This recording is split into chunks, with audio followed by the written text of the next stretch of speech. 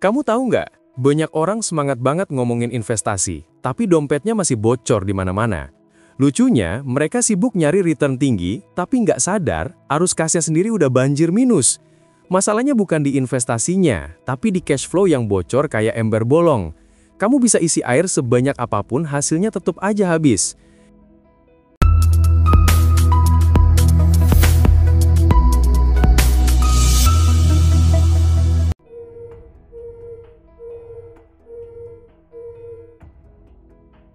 Kita sering bangga bilang, aku udah mulai investasi loh. Tapi begitu ditanya, berapa total pengeluaranmu bulan ini? Jawabannya, nggak tahu.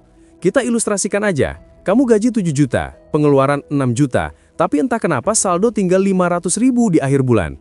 Bocornya di mana? Di kopi harian, langganan streaming yang nggak pernah ditonton, atau belanja impulsif cuma karena lagi diskon. Dan parahnya, banyak yang nganggap itu hal kecil. Padahal dari hal kecil itulah kebocoran dimulai.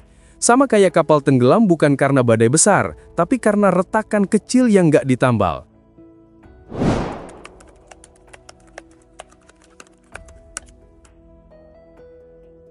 Banyak yang berpikir, yang penting investasi dulu, nanti cash flow nyusul.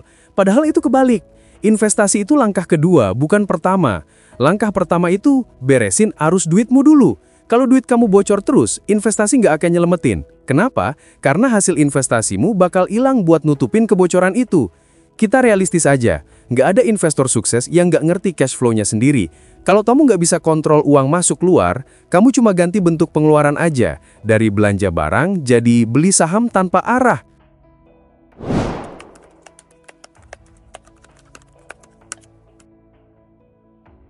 Ada 3 aliran utama dalam keuangan pribadi. 1.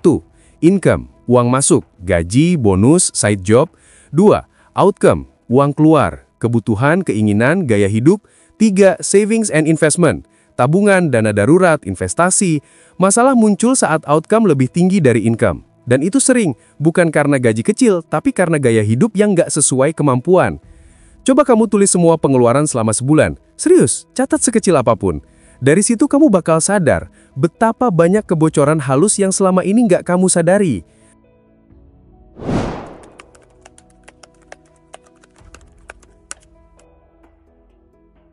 Agar duit gak bocor terus, penting untuk kita buat penambal agar duit gak bocor.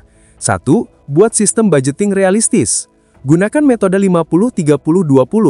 50% untuk kebutuhan, makan, transport, bagian. 30% untuk keinginan, nongkrong, hiburan, belanja ringan. 20% untuk tabungan dan investasi. Tapi ingat, itu panduan awal, bukan patokan mati. Kamu bisa ubah sesuai prioritas, asal jangan lebih besar keinginan daripada kebutuhan.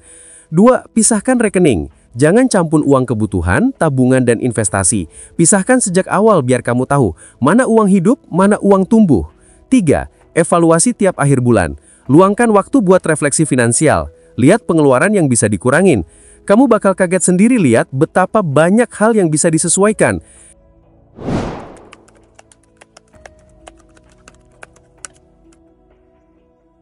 Kita ilustrasikan, ada 2 orang, A dan B.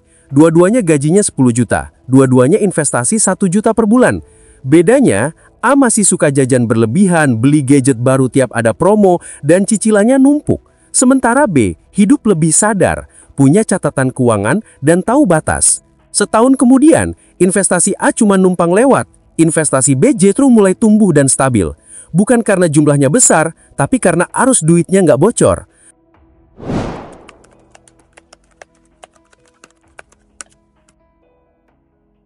Empat pelajaran yang dapat diambil agar investasi sehat dan duit tidak bocor. 1. Jangan kejar return, kejar kestabilan dulu. Percuma hasil investasimu tinggi kalau bocor di pengeluaran. 2. Pahami diri sendiri. Gaya hidupmu harus sesuai kapasitas, bukan gengsi. 3. Arus kas sehat, emelting mental tenang. Karena uang yang kamu pegang bukan cuma angka, tapi cerminan kontrol hidupmu. 4. Disiplin bukan berarti keras kepala, tapi tahu batas. Mulailah dari catatan kecil karena dari situ kebebasan finansial tumbuh. Kamu nggak harus punya gaji besar buat mulai investasi, tapi kamu harus punya cash flow yang sehat. Karena percuma ngomongin return kalau setiap bulan masih bocor. Ingat, investasi itu bukan tentang seberapa cepat kamu kaya, tapi seberapa pintar kamu mengatur yang kamu punya. Yuk pelan-pelan kita perbaiki bareng. Mulai dari catat pengeluaran, pisahkan rekening, dan sadari tiap rupiah yang keluar. Kalau kamu bisa jaga arusnya, maka uangmu bakal jadi alat, bukan beban. Terima kasih sudah menonton sampai akhir. Sampai ketemu lagi di video berikutnya.